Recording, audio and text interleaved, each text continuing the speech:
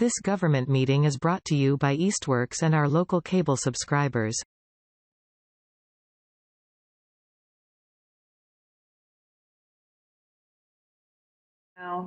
Welcome to April 18th's EDIC meeting. I'm delighted to have you all here.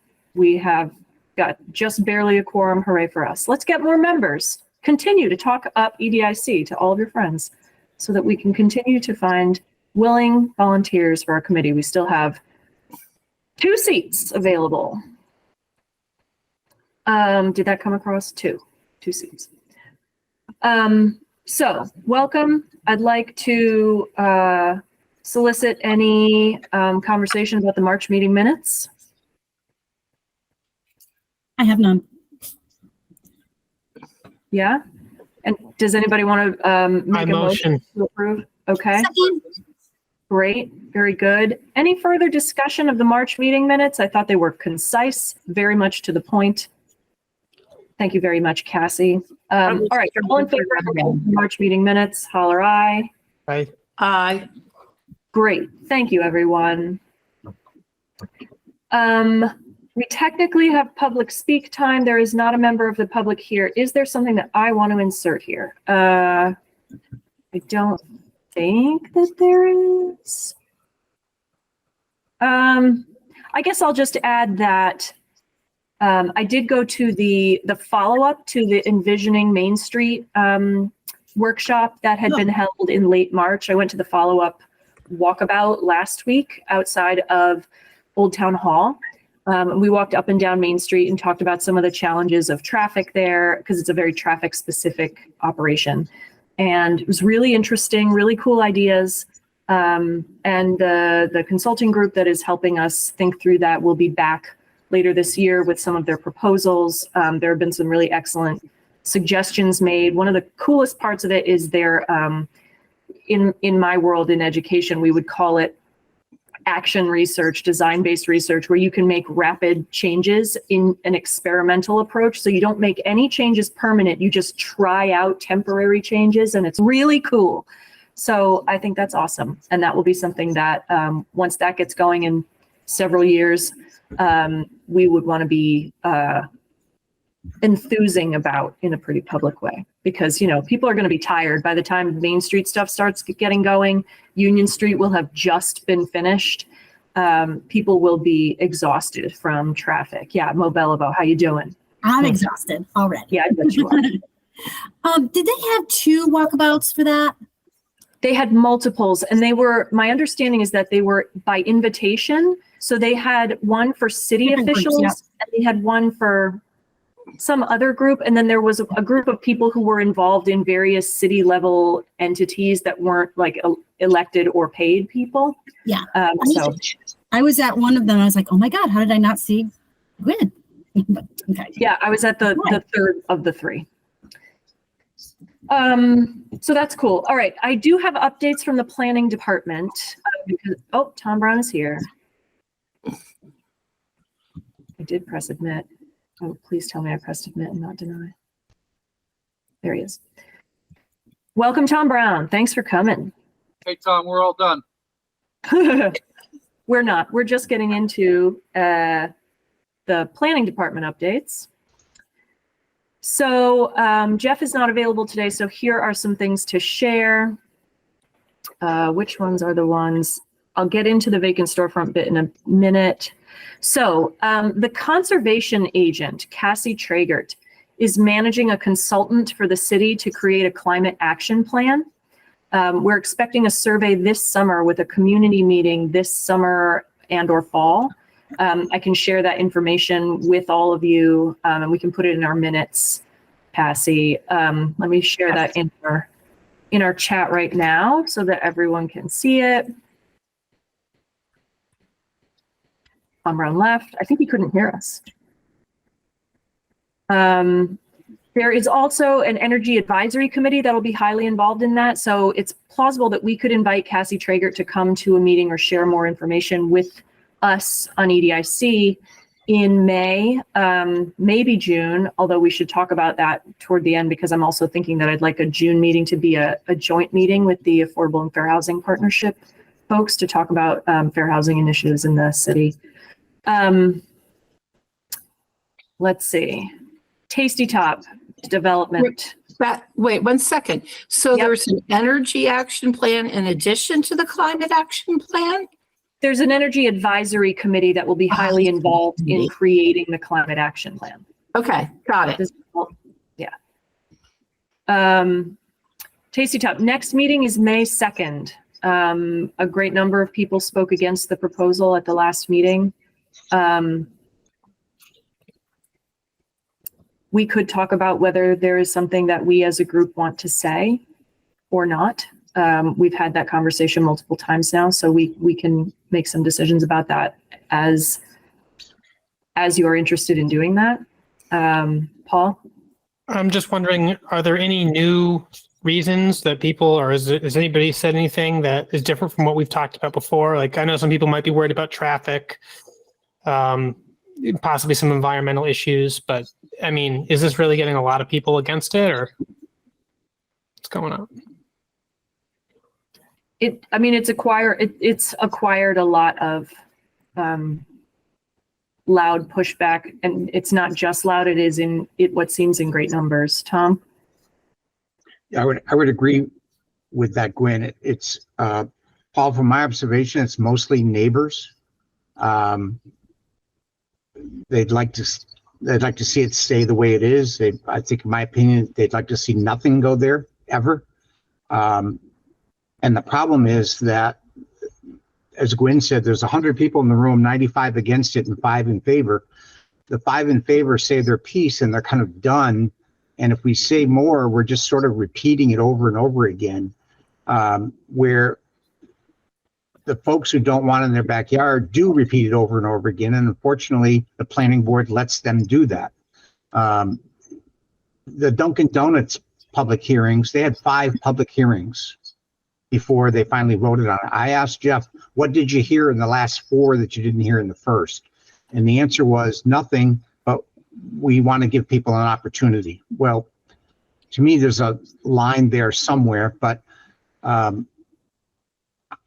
think, Gwen, I might put something together just because there was something said at the tail end of the last meeting that bordered on, we don't want those people here. And that's what Jeff was afraid of coming out, where this woman got up and spoke right at the very end, off the cuff, real quick. She said something about this is going to be like a city within a city. They this, they that. She went on and on and on. And I don't know. I almost got out of my chair at that point, but I'm reluctant to do that if I'm not prepared, because I might say something they would have to use their 5-second delay on.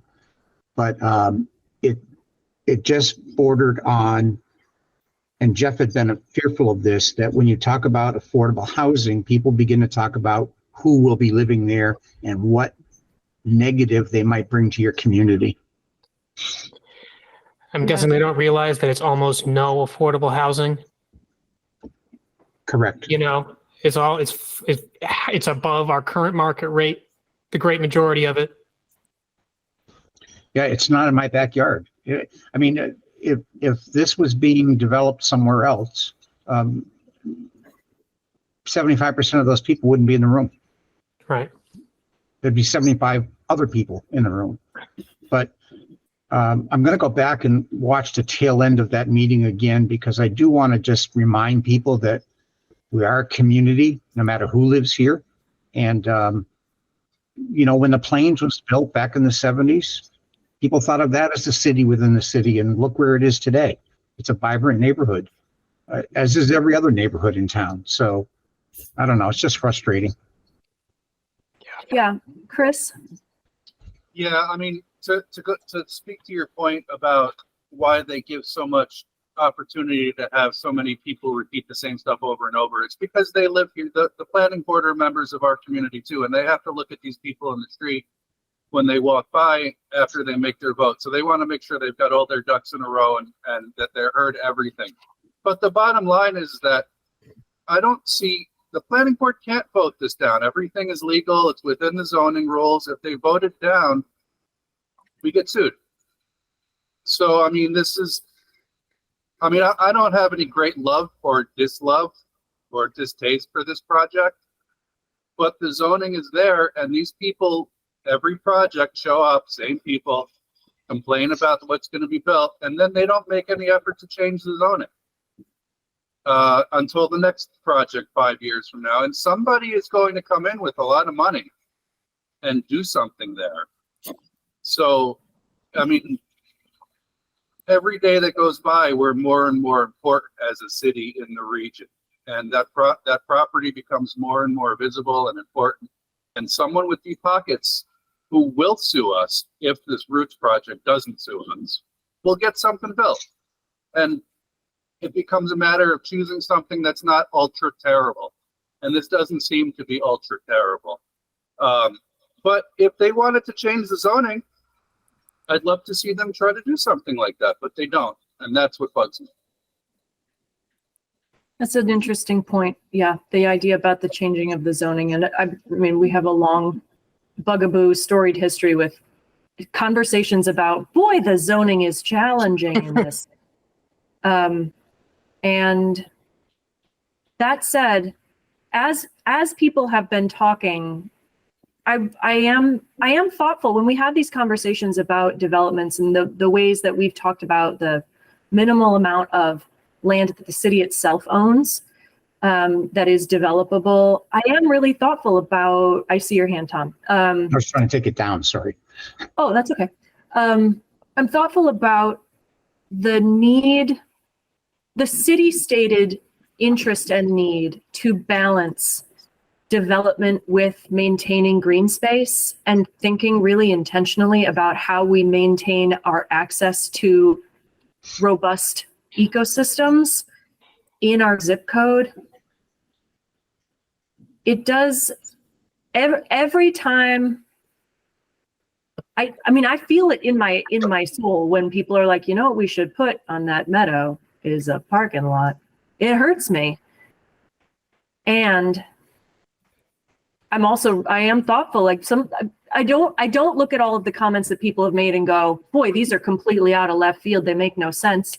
I go, I mean, you're right. These are interesting concerns to be building new housing where we are having really big conversations about having to increase water and sewer rates because we've got big water and sewer infrastructure needs. And now we have to build new infrastructure there. And I mean, do I know all the ins and outs of that? No, I sure don't. And I want to be able to be a welcoming city that doesn't price itself out of existence. This feels hard, and I personally I'm not that interested in going to represent EDIC one way or the other at any of these meetings on this topic anymore because I basically want to kind of ignore it personally. I don't know where anybody else stands on that, but I don't feel like whole hog about it. Tom, what are your thoughts? So, sorry, I kept hitting my button. I was just, I'm not sure it's the smartest move in the world, but the owner of Roots who's doing this project has already, back to Chris's point, has already put Jeff on notice that if this is turned down, he's going to sue the city. Not sure that's the smartest move in the world for him to say that at this point, but he made that point because he's just getting to a level of frustration. The other point that frustrates Jeff is the folks that want to conserve it as open space, wildlife, conservation, what have you. Jeff makes the point that they've had 20 years to try to raise the money to buy it, to keep it preserved, but yet they wait for something to happen and then react to that.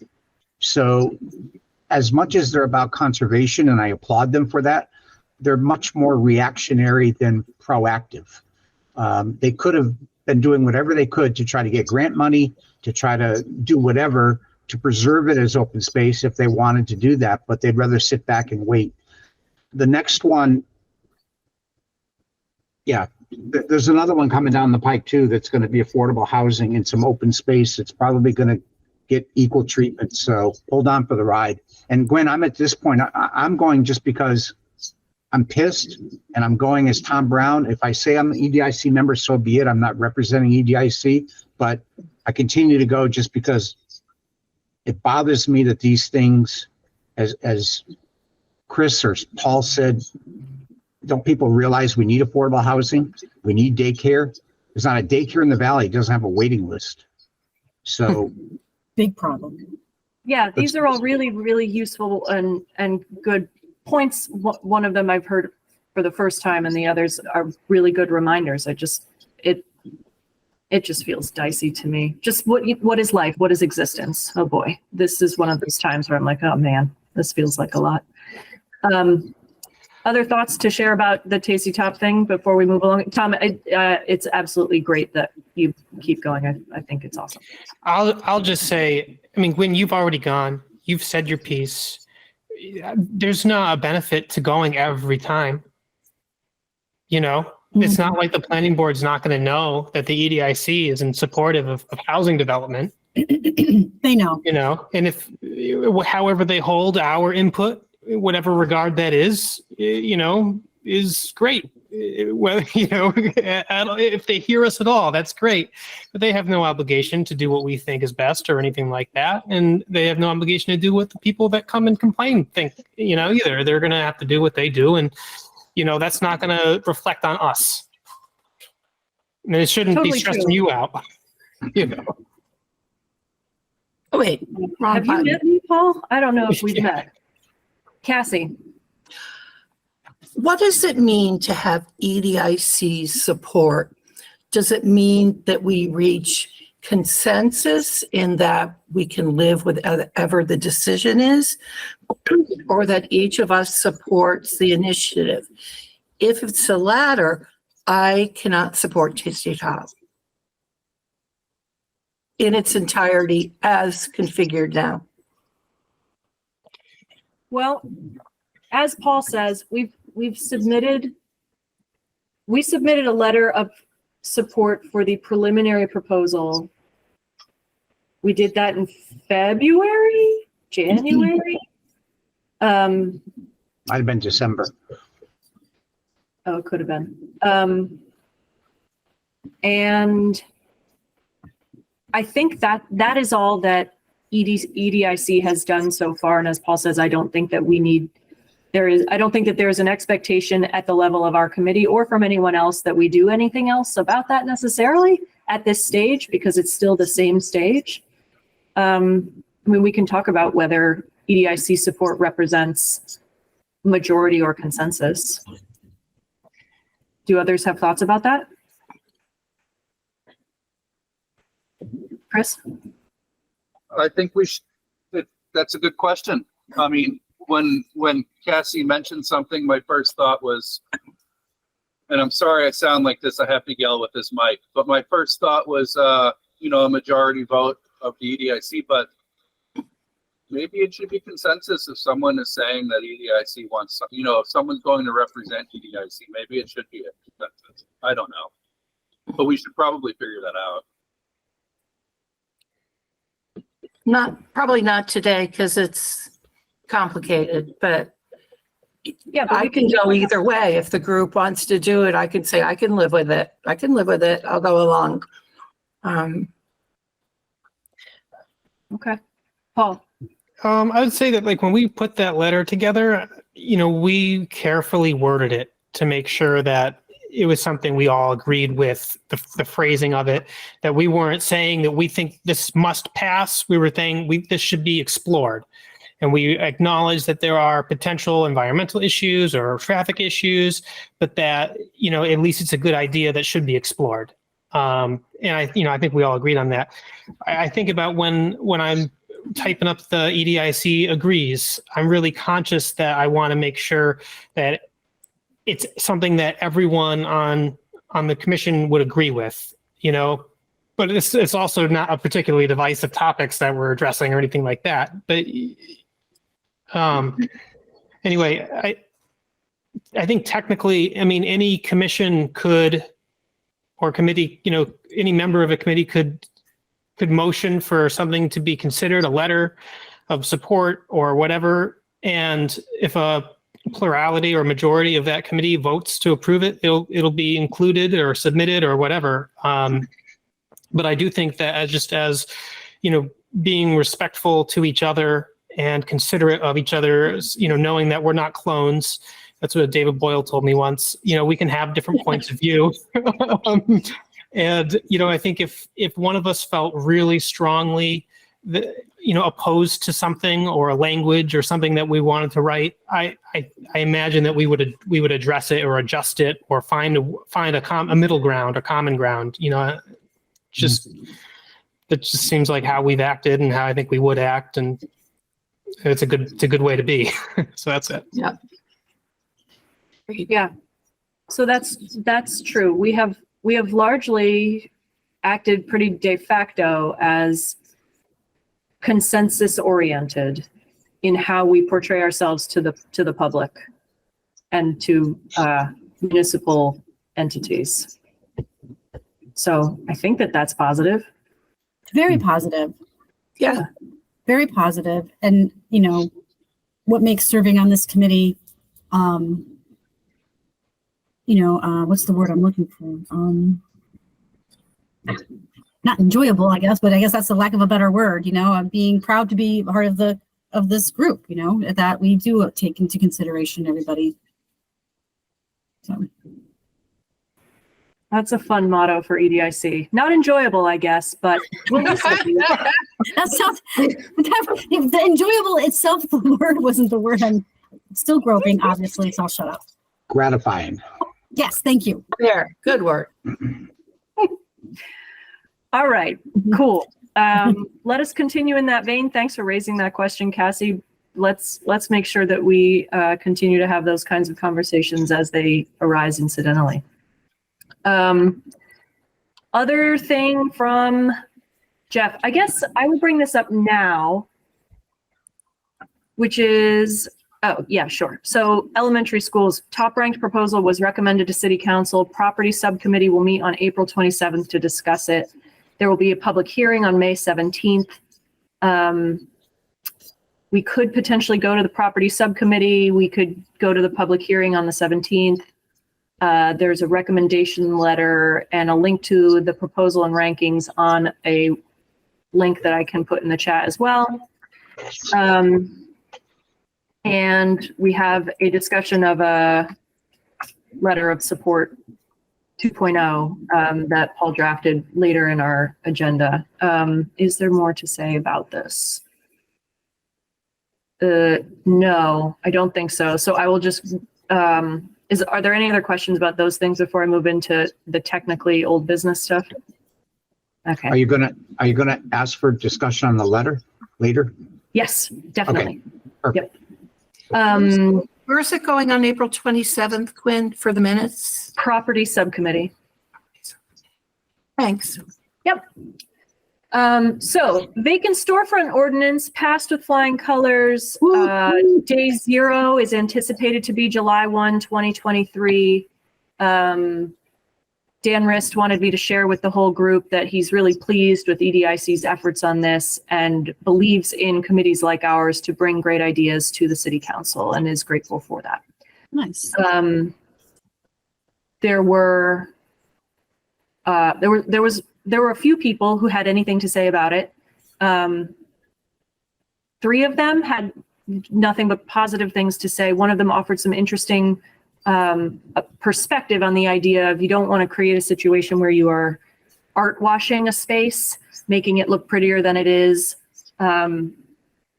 which I think I'm not that concerned about because the art is not meant to be a permanent installation and way of hiding something. It's meant to be part of a waiver process that is constantly subject to review and all that. So I think that we are on the right track still with that. To that point, Jeff did share that Eli, his colleague, and he in the planning department are going to be creating a form for the vacant storefront ordinance, part of the registry. So he was envisioning a letter to property owners to go out probably in June. He'd like us to have input on that letter. They're going to start an inventory, and once they have a draft of that, they'll share it with us.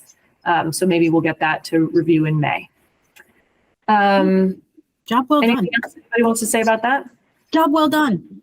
Yeah, I was pleased. Chris. I just wanted to thank Cassie for all the heavy lifting. Oh, no, it was group. It was definitely group. We did it.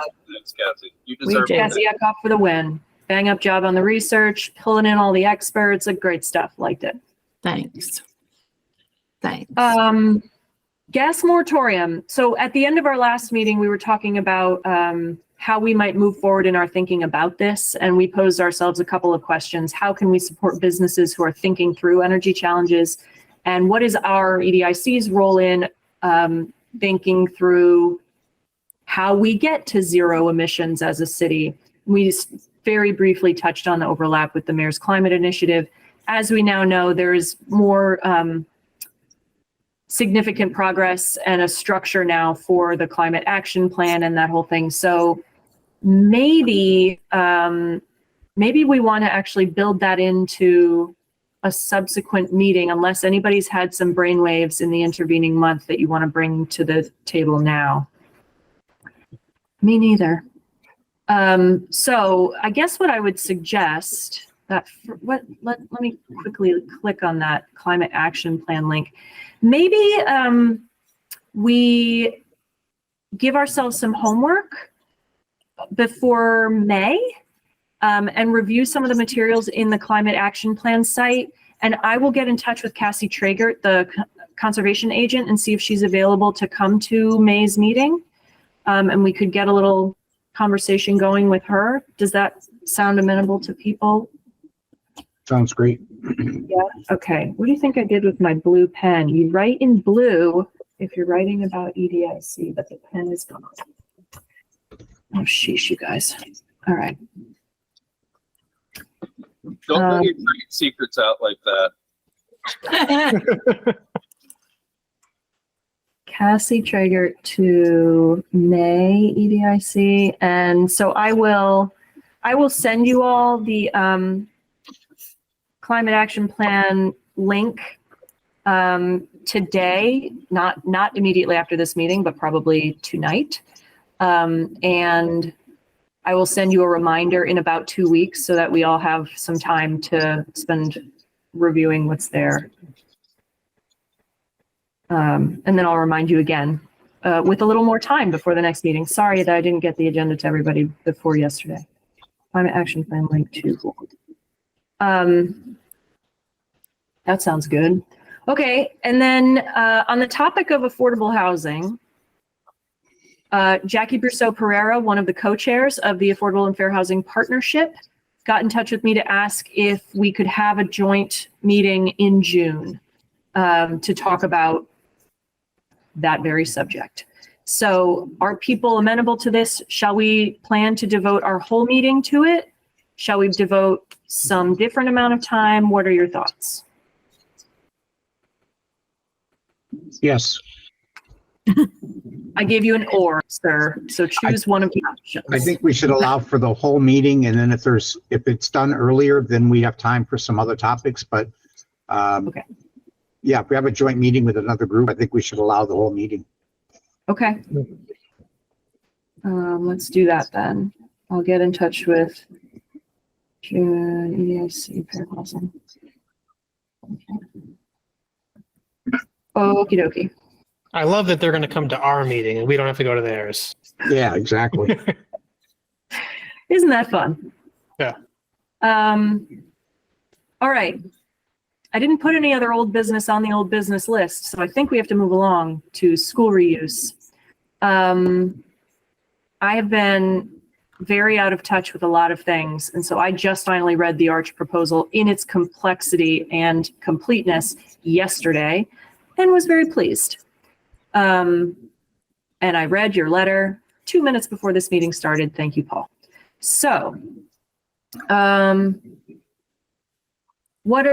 we want to consider submitting this letter, having something to say to either or both of property subcommittee, city council public hearing. Thoughts on that? Discuss amongst yourselves. Tom. Unlike you, Gwen, I have not read the entire plan, but there was one piece that Paul had in the letter that I just wanted to clarify that Okay. it was part of the plan. Are they keeping Maple Street School? Is that the plan that I saw that's keeping the existing school and adding on to it? Yeah, it's adding four 3-bedroom townhouses along the Maple Street side? Mhm. Yeah. Okay. Where that long parking lot place is now. Just Paul had a line in the letter that said something about all the positives, and one of them was preserving historic buildings. And I just wanted to make sure that they weren't the proposal that was knocking one down. The only other piece, Paul, and I don't want to get political, and maybe this is a time bomb we want to stay away from, but as you'll recall, when the RFP went to this subcommittee, it sat there for 3 months. And in fact, we showed up at a city council meeting imploring them to get it out of subcommittee so that it could go out to get responses. I didn't know if we should say something about hoping the committee can move this along quickly, although you can word it better than that. But I don't think we want this sitting in a subcommittee for 3 months again and have somebody get cold feet and walk away. Interesting. And I don't know if there's a politically correct way to say that. Or we don't. Well, you can always not at the moment and then give it an opportunity to not do that. And if it does do that, then you address it at that time. But That's a good point. Oops, sorry. No, that's okay, Cassie. I think we could decide that we wanted to share this letter basically in its first iteration with the property subcommittee. And we could, depending on how that goes and whatever comes up at our next EDIC meeting, which is a day before the public hearing meeting, we could decide that we want to add something to that and have somebody read that at the meeting itself. Cassie? Could we add kind of a benign sentence that makes the point though, like, we look forward to speedy execution of this proposal? Yeah, probably. At I bare have- minimum. I have a suggestion. I could just add one word to the second to last sentence where it says, the EDIC believes the city council is in a strong position to deliver on these shared community visions by expeditiously accepting this thoughtfully crafted redevelopment proposal. Excellent word crafting. There you go. Yeah. I told you Paul could word it better than I did. Elegantly done. So here's one of my thoughts about the Arch proposal, and it was my thought about all three proposals. We talked last time about how I actually liked the Wayfinders one the best, but it only dealt with Maple Street. We are nationally increasingly aware, and we're definitely also, we're not different in the Pioneer Valley, we're not different in Hampshire County, experiencing extraordinary duress on renters in particular. And while I don't know that there is anything that we can do related to this specific proposal, I would like to, and this is probably food for thought with the Affordable and Fair Housing Partnership as well, I would like to continue to think about ways that EDIC can support creative solutions for people who are going to be renting, because becoming a homeowner is, it's so almost completely impossible at this point that John Oliver did a completely separate Last Week Tonight episode for people 35 and under, because people 35 and under are not ever going to buy a home. And he did one about, what was it about? HOAs? I don't remember.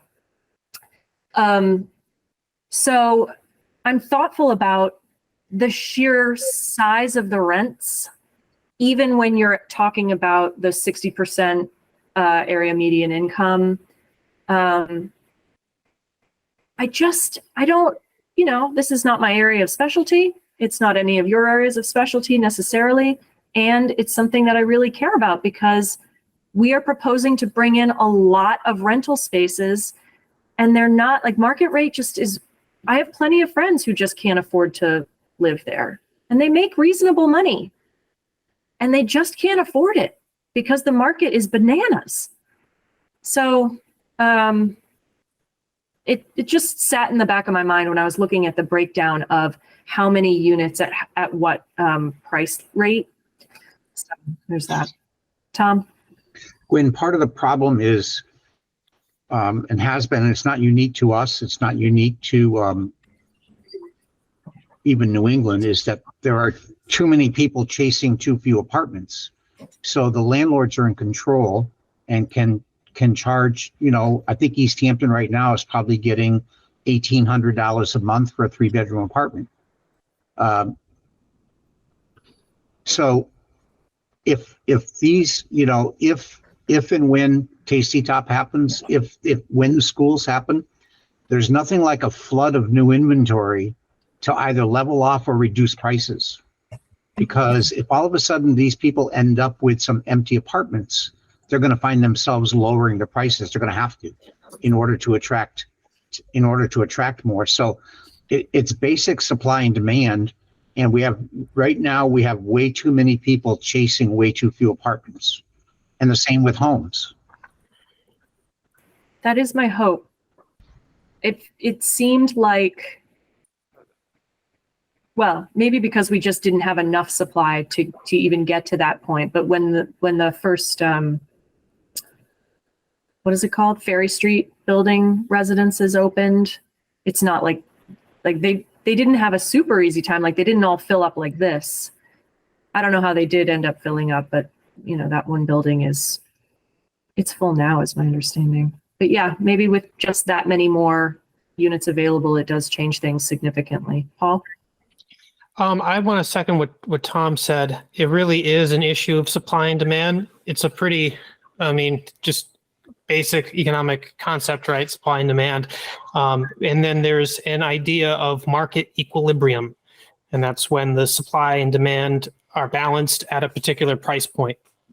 When the demand is higher than the supply, the price goes up, which creates more profit incentive for developers, in this case, to build more housing units because now there's more profit there. And then as the supply increases, the demand, will either be less than supply, or theoretically it could be totally equal, right? Then there's other ways that you can try to influence it, things like rent controls, which will artificially limit the supply because they take profit out of it, and then developers don't want to build there. And we've seen, I was looking into some of the examples of that, like in San Francisco, they put in a rent control policy, and it ended up skyrocketing the cost of new units because nobody would build units, and then they ended up getting rid of their rent control policy because it devastated their housing market. And that's happening in a couple other cities in the country as well. But also where the whole country, but especially here, and this kind of goes back to that presentation that I gave back in December, whenever it was, but just the number of people living in our units are so few that even though our population hasn't really changed, in terms of raw numbers, the population per household has gone from almost 3 to just under 2 over 20 years, which is pretty radical.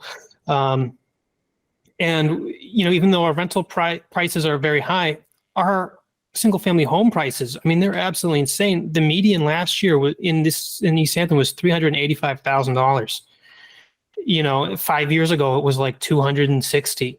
And 5 years before that, it was like 230 or so. It's just, it's so hard to get housing right now. I'm not sure that there's a policy that we could advocate for, that the city could implement that's going to, fix it. But I do think having the flood of new inventory is going to help balance that quite a bit. At least that's the hope. It should happen. It's just, is the amount that we're going to bring enough to actually, because I don't even know what the demand is. It's just so huge. We can't even tangibly understand it because we don't have the supply. Right. Okay. Yeah, I want to hang my hat on that hope. Chris? Yeah, I think that I shared a study a little while ago with this group that I don't remember the exact number, but I feel like if the Valley was 20%, we needed 20% more housing to meet demand, which, is like 1,200 more units in this city, which is not something we can do. So it really is going to require some sort of out of the box thinking, or something that I know enough about this to know that there are no solutions that worked in the past. And that's the problem. That's the thing that worries me the most, and actually makes me want to give up on it, because no one's been able to figure this out. No one's been able to figure out gentrification solutions. And everyone's been fighting these things for 50 years. The housing more recently, but the gentrification issues for 50, 100 years now. And I hope we could figure it out, but I'm kind of broken on it. And I'll say again too, I know you all know I feel this way, but senior housing would make an impact. It really would. Yeah. Well, so there's an aspect, is thinking about creative ideas around senior housing. Maybe that's something that we could pay some attention to, because that's a very specific subset with some kind of particular and interesting needs and challenges that potentially you can do some policy making or policy advising around. I don't know. Tom Brown. Gwen, on the senior housing, I spoke to a gentleman in the bank several years ago who lived in Easthampton. He may or may not still live here, who was designing, building, locating senior housing, over 55 housing, everywhere but Easthampton. He had done a couple in Westfield. He was doing several in Connecticut. And I said, why wouldn't you look at doing one in Easthampton? And he said, zoning. I have to get Man. I don't want to go through those hoops in the town why not go to Westfield, where they have their arms open saying, come build them here. We have at least 2 former city councilors that are living in units in Southwick and Westfield because they're available, they're nice. So I totally agree with you. I mean, God, wouldn't a nice over 55 development in Easthampton, like some of the ones you see in South Hadley and Westfield, wouldn't those be great in Easthampton? And then to Paul's point, those single elders or couples that are living would move in, opens up that apartment, opens up that house. It opens up that whole food chain of housing. Yeah. That's kind of an exciting, I know we keep revisiting this. It has not come up repeatedly over the last 5 years. Cassie? Could we do like a barrier analysis in the zoning regs to doing such a development? Because now that I'm 65, last Wednesday, I'm very big on this subject. And then work to mitigate those and work maybe collaboratively with a developer. Potentially. In the past, when we've brought up zoning, Jeff gives us his shy smile and says, yes, we're working on zoning. And maybe there's a very particular way that we could be supportive in that way, because it's so focused. It's not just, hey, let's fix all of zoning. Right. I would just like to say, if that's Jeff's attitude, we don't report to Jeff. And so kind of like. No, I think it's just his way of saying there is a plan and we're working on it. But I think in the past, our questions or offers of support have not been particularly targeted. And so it's hard to be responsive to, boy, zoning seems hard. How can we help? If we could say, here's a very particular thing that we're interested in, maybe that's a more incisive way of collaborating. Chris? During the school reuse committee, steering committee, I don't even know what that thing was called anymore. But we had a consultant that was talking about some of the barriers to getting people to answer our RFP. And she was very clear that our zoning was among the worst that she'd seen, both in length, because not worst as in ineffective, but confusing. It's like thick compared to like much bigger cities. And Jeff was there and he's aware, and I forgot what he said exactly, but he does actually have a plan. There's some mechanism that he was seeking to work on a zoning committee or steering committee or something to present, because city council is the ultimate arbiter in that. But maybe we should push on getting that done a little faster than it's been doing, and maybe we can pitch in or figure it out, help figure it out. Yeah. That's useful. Paul? Yeah, we should look at the zoning ordinance that we use, and I couldn't find a copy of it, but the one that we used to have that we got rid of in 2008 that permitted the multi unit developments for seniors and for people with disabilities. Because when we had these developments coming to Easthampton, there was developer interest, and a few of them were built, and then we got rid of it, and we haven't had one since. So, and maybe like I remember I heard one of the city councilors, I forget which one it was, told me once that it was flawed, and that was they got rid of it because there was they didn't like some part of it, or there was one development that had a lot of issues, and so they're like, oh, we better get rid of this thing. But it's just something that it makes so much sense to look at, and maybe it needs to be updated or revised, or we look at what other communities have done successfully and just kind of like copy and paste, or take elements of it that work for us. But that would be one way. I mean, redoing the entire zoning is a huge project that has to be done because it is a mess. But I'm not sure that we can do that or that we want to do that ourselves. But maybe we can put together some language specifically for this issue that we could then propose and present and say, hey, this could help us. Here's the data. Here's why we need this. And here's how other communities have done with it. So maybe we can make some movement on that way. Strongly agree. Tom and then Chris.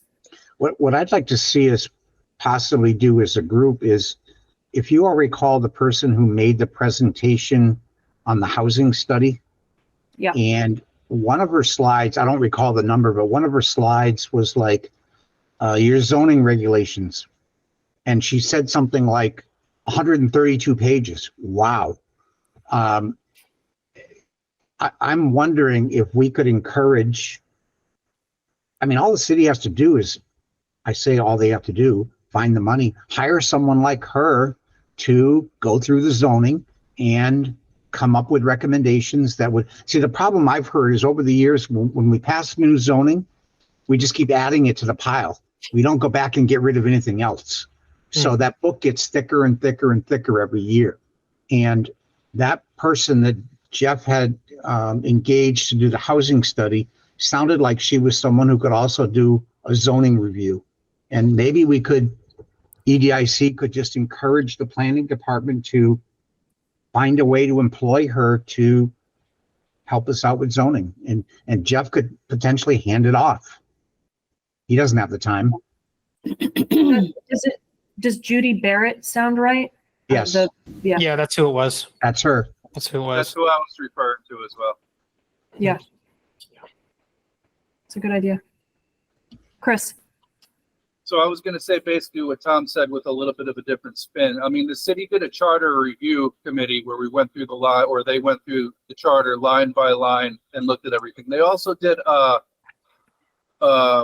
committee that looked at all of our laws for biases, and they made recommendations to change things as well.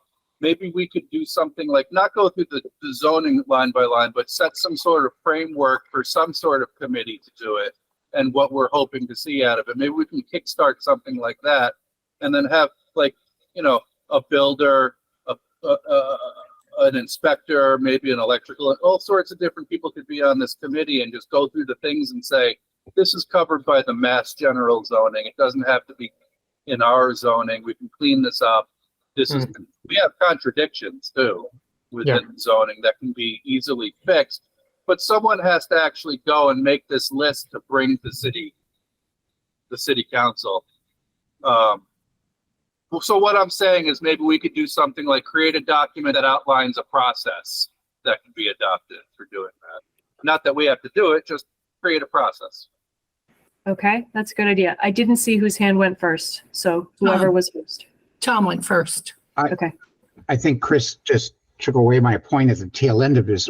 I was going to say that I don't know that a local committee would have the knowledge or expertise about zoning to be able to say what you need or don't. It's definitely above my pay grade. And that's why you have this Judy Barrett come in who does this from multiple municipalities and can tell you what you really need or don't need or what's repetitive. But I'm not so sure, Chris, of putting together a local committee is going to really understand the nuances of zoning in Massachusetts. Cassie? I just want to say, I think it would be really good to look at this in a focused way at the 55 thing, because it's got synergy with so many different issues. And I would just propose, maybe we can just start small, and I'm willing to do the legwork on this. So what is Westfield zoning that let them be able to do this? What is, whoever the hell else has these places, Belmont, whatever, to see what it looks like compared to ours. I mean, if you are willing to do some of the legwork on that and be able to summarize some of that for us so we're a little more conversant about it, that could be useful to us. And I think we could continue talking a bit in May about whether we'd like to, I will find out beforehand whether Jeff can be there. And we can talk about whether that's something that we'd like to propose a structure for, or propose that we engage with Judy Barrett for, or something, and have a little more conversation about it. Recognizing that we have 4 minutes left, I would like to be sure that we make a decision about what we would like to do with this letter, having added the word expeditiously to the second to last sentence. Property subcommittee meeting on April 27th, City Council public hearing on May 17th, which is the day after our next EDIC meeting. So I think that we can send this to people, or we can send somebody to read this. Any thoughts? I motion that we submit the letter to the committee or to the city council. To City Council? Yep. Okay. I think we should expeditiously send that out. Okay. Very good. Sounds like a second to me. Yes. Any further discussion of this letter? All right, all in favor, holler aye of sending this to City Council with the word expeditiously added. Motion passes. Paul, you want to do it? Or you want me to do it? Well, you can put it on the letterhead. Yes, I can. Okay. So you can do that, and you can email it either to Omar or the city clerk. Okay. Just one other question. Should we CC Jeff on that just so he's aware of the letter? Yep. Really well crafted, Paul. Yeah, you did a nice job. This group, we're so lucky. Such smarty pantses. Oliver Bombard and Jetpack. Okay. So we'll do that, and I will put follow-up discussion about senior housing focused zoning considerations on the May agenda. I will get in touch with Cassie Tragert, find out if she can come to our May meeting. That might be our May meeting. We might have 2 topics. And June will be with the Affordable and Fair Housing Partnership. So no one have any other good ideas until July. Perfect. Okay, we don't have time. All right. Are there any other things we want to talk about before we dismiss ourselves? Good with me. Okay. Motion to adjourn. I'm on a roll Second. today. I'm just making all the motions. Third. Love it. All right. All in favor of adjourning to our residences? Motion passes. Have a wonderful evening. Thanks for being You here. too. I'll see you Thank you next all. time. Thank you all. you. Thank you. Bye, everyone. This government meeting is brought to you by Eastworks and our local cable subscribers.